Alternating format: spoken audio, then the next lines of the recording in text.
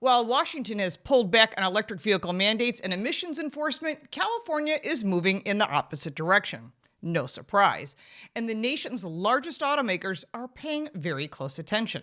This week, executives from the Detroit Three are sitting down with regulators from the California Air Resources Board, known as CARB, and they're reopening a conversation that has become increasingly consequential for the future of the U.S. auto industry and your vehicle choices. The meetings come at a pivotal moment. Congress has revoked California's long-standing authority to set its own vehicle emission standards. Federal fuel economy rules have been weakened, and financial penalties for missing emissions targets have been eliminated. Yet, California is signaling it has no intention of slowing its pursuit of zero-emissions transportation, in other words, all EVs.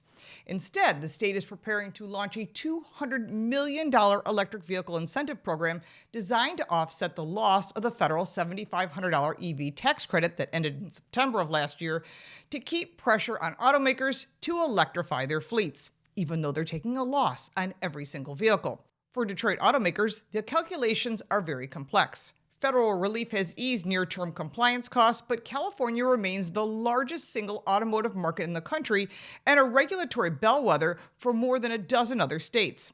Ignoring Sacramento has never been a viable long-term strategy, regardless of which party controls Washington. And the California Air Resources Board Chair Lauren Sanchez made that clear in a recent interview, stating that the state is accelerating its work on zero-emissions vehicles while attempting to manage what she describes as a transition that accounts for environmental goals, workforce stability, and industry realities.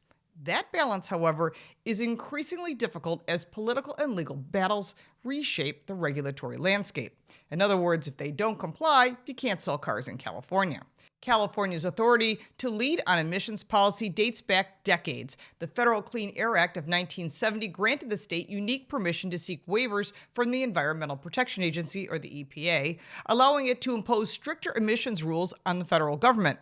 Other states then permitted to adopt California standards instead of federal ones, given the state outsized influence over national vehicle design and production. So New York, New Jersey, and so forth, the typical states you'd expect, they followed California's rule. Now, that authority has now been curtailed using the Congressional Review Act, or the CRA, and we've covered that on our channel.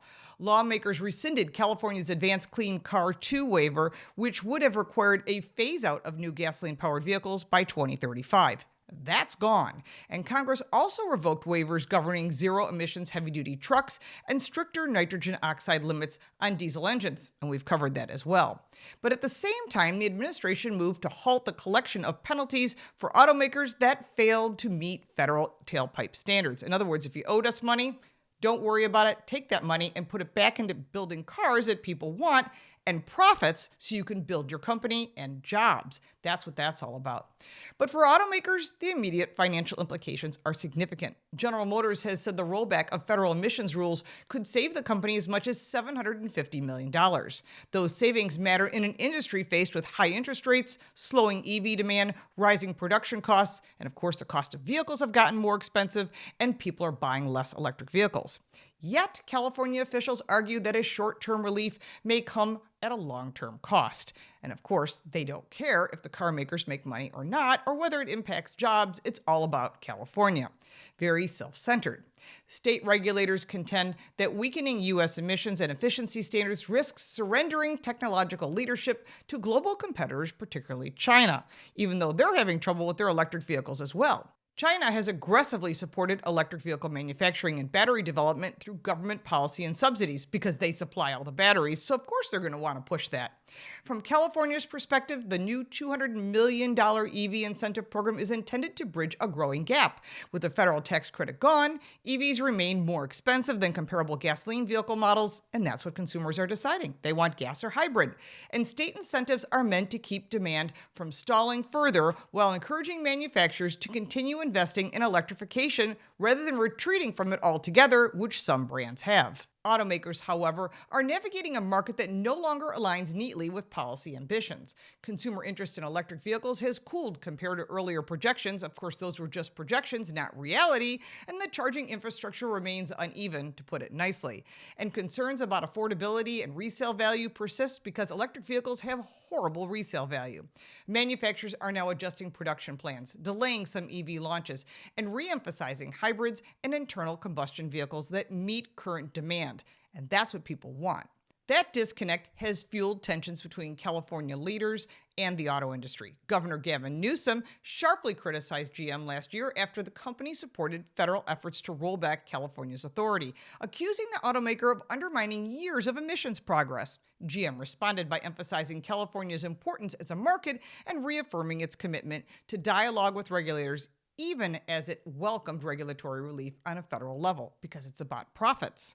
That's why. The legal fight is far from over. California officials expect to challenge the anticipated efforts to rescind EPA's endangerment finding. The determination that greenhouse gases pose a threat to public health, well, that's definitely in question, and the science may not be solid. And the findings underpin much of the federal government's authority to regulate vehicle emissions, not one state. And if repealed, it would represent one of the most significant shifts in the environmental policy in decades and would almost certainly trigger prolonged court battles, which California most likely will lose. In anticipation of more federal government regulations, California regulators have already pulled back some proposals. Prior to the current administration taking office, the state withdrew waiver requests that would have imposed the nation's strictest locomotive pollution rules and forced timelines for replacing diesel trucks with zero-emission alternatives, which would mean everything would get more expensive to deliver to your home and wherever you buy things, and that includes Amazon. State officials describe those moves as strategic, preserving flexibility while exploring other regulatory and incentive-based approaches. Or is it Gavin Newsom lining himself up for a next presidential run? We shall see. For automakers, the lesson is familiar. Regulatory swings are inevitable, but market access is permanent. California's economy rivals that of entire nations, and its policies continue to influence vehicle standards well beyond its borders. Even without a formal waiver authority, the state retains powerful tools through incentives, procurement policies, and partnerships that can shape product planning and investment decisions from car brands. And the Detroit Three's willingness to stay engaged reflects a recognition that today's rollback may not be tomorrow's reality. Political power shifts, court decisions evolve, and regulatory frameworks are rarely static. And maintaining open lines of communication with California regulators is less about immediate concessions and more about long-term positioning in an industry where product cycles span decades and their sales are way off. The broader question is whether the policy can realistically move faster than consumers. Consumers aren't buying EVs, and their manufacturers are making them, and mandates and incentives can steer development, but they cannot force you to purchase an electric vehicle. That cannot force you to adapt to those vehicles, and it's really about affordability, infrastructure, and the trust that lags behind. California's renewed push underscores a fundamental tension in the EV transition. It's not going to happen. It will still be part of the mix. And the difference between regulatory ambition and market readiness is a big issue. As federal and state governments continue to be on separate sides, automakers are left to bridge the gap. The meetings in Detroit this week may not resolve the tension, but they highlight an undeniable truth. Regardless of political shifts in Washington and California today or in the future, they intend to be the central player in shaping the future of transportation, and the auto industry cannot afford to look away, but you get to make the decision. So even though it's not constitutional, it's time to stop allowing one state to make the rules for the other 49. You make the decision. Car manufacturers will make what you want to buy. If they make what you don't want to buy, they're going to be stuck with a heck of a lot of cars.